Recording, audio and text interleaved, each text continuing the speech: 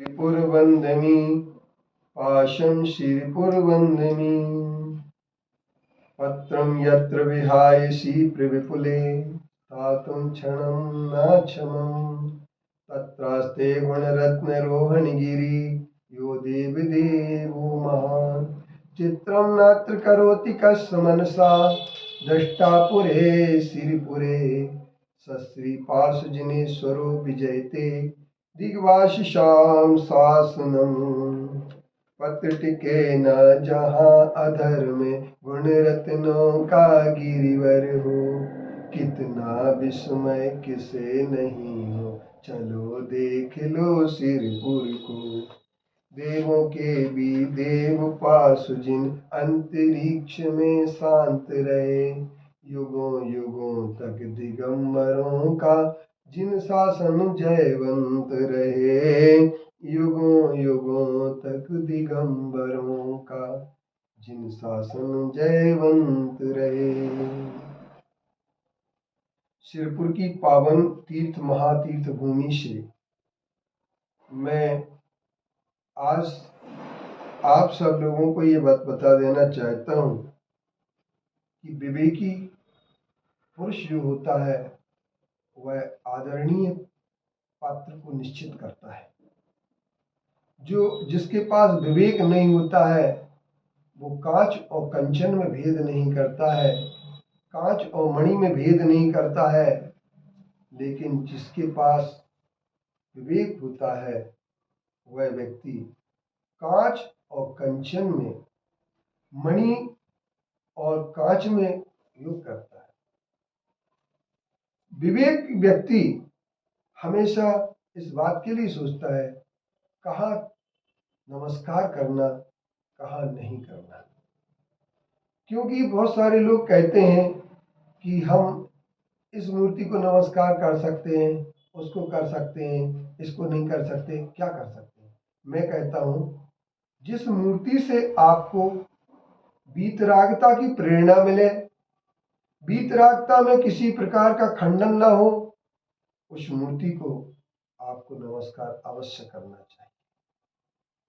यदि आप जैन हैं और आपकी श्रद्धा जैन धर्म पर पक्की है तो आप जो है ना विवेक करेंगे कि पूज्य कौन है, अपूज्य कौन है।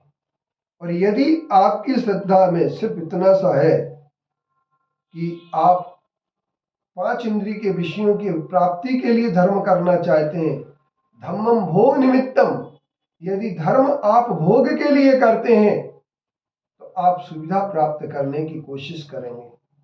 हमारी तीर्थ यात्रा जब भी शुरू होती है मोह को दूर करने के लिए होती है। घर के राग को, परिवार के, कुटुंब के राग को दूर करने के लिए हम धीरे धीरे अभ्यास करते हुए तीर्थ यात्रा के लिए निकल पड़ते हैं। और लेकिन अब हमारी विडंबना ये हो गई है कि हम तीर्थ को पर्यटन बनाने की कोशिश करते हैं।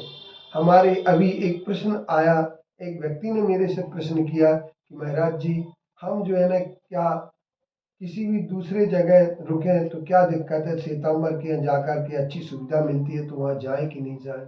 हमने कहा आप भिखारी हो तो कहीं भी चले जा सकते हैं, क्योंकि एक बार किसी व्यक्ति ने मना कर दिया कि हम आपको नहीं देते धर्मशाला, यदि आप उससे मांगते हैं तो आप गिड़गिड़ाएंगे, वहाँ पर आपका स्वाभिमान समाप्त होगा। लेकिन विवेक जिसके पास होता है, जिसके पास त्याग होता है, जिसके अंदर समझ होती है, वो व्यक्ति सबसे पहले विवेक से काम लेता है। हर जगह अपने आस्था के लिए निर्मित नहीं करता है, क्योंकि भय, आशा, स्नेह और लोभ से यदि कोई व्यक्ति कहीं नमस्कार करता है तो उसे वीतरागता और सरागता दोनों में एकता दिखती है।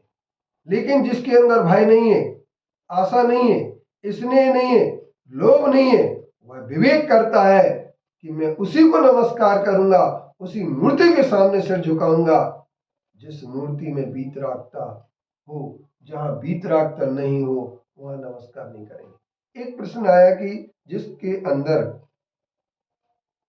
कपड़े पहनाने से भगवान की वीतरागता नष्ट नहीं होती है। श्वेतांबर लोगों ने प्रश्न खड़ा किया। बोले भगवान तो वीतरागी हैं, उन्हें कपड़ा भी पहना दें तो उनकी वीतरागता नष्ट नहीं होती। लेकिन वीतरागता देखने की चीज होती है। भगवान के भीतर अंतरंग में आत्मा में वीतरागता है या नहीं है, ये बात नहीं सोचने की होती है। हमें वीतराग छवि पूरी दिखना चाहिए। वीतरागी नग्न मुद्रा दृष्टि नासा पे धरे, हमारी छवि देख करके वीतरागता की छवि होना चाहिए। यदि बिंब में वीतरागता नहीं है और वीतरागता जरा सी भी नष्ट हो रही है तो वह हमारे लिए पूजनीय नहीं है। वह बिंब कभी पूजनीय नहीं होगा, उस मूर्ति की हम कभी पूजा नहीं करेंगे। इसलिए हम क्योंकि भय से पूजा नहीं कर रहे हैं, आशा से पूजा नहीं कर रहे हैं, भरोपलिप से आशावान नहीं बन रहे, वर प्राप्त नहीं करना चाहते हैं, हम मृत्यु से बचने के लिए मृत्युंजय की विधान नहीं करते हैं, किंतु मृत्युंजय जो अरिहंत भगवान बन चुके हैं उनकी हम पूजन करते हैं। लेकिन कई लोग मृत्यु को जीतने के लिए मृत्युंजय विधान करते हैं, मृत्युंजय पूजन करते हैं। उनके लिए समझना चाहिए, विचार करना चाहिए कि मृत्यु को दुनिया में कोई जीत नहीं पाया। अगर दुनिया में किसी ने मृत्यु को जीता है वो तो सिर्फ अरिहंत भगवान है, और जिनने मृत्यु को जीत लिया ऐसे मृत्युंजय स्वरूप भगवान परमात्मा का हम वंदन करते हैं, स्तुति करते हैं। इसलिए हम अपनी वीतरागता की श्रद्धा को मजबूत रखने के लिए वीतराग मुद्रा की पूजन करते हैं। और जिनके अंदर भय, आशा, स्नेह, लोभ है, अस्थिरता है, श्रद्धा की पूर्णता नहीं है, वो लोग कहीं भी नमस्कार कर लेते हैं। आओ हम लोग वीतरागता को नमस्कार करते हैं, उनकी पूजन करते हैं। ओम नमो अरिहंताणम, नमो अरिहंत।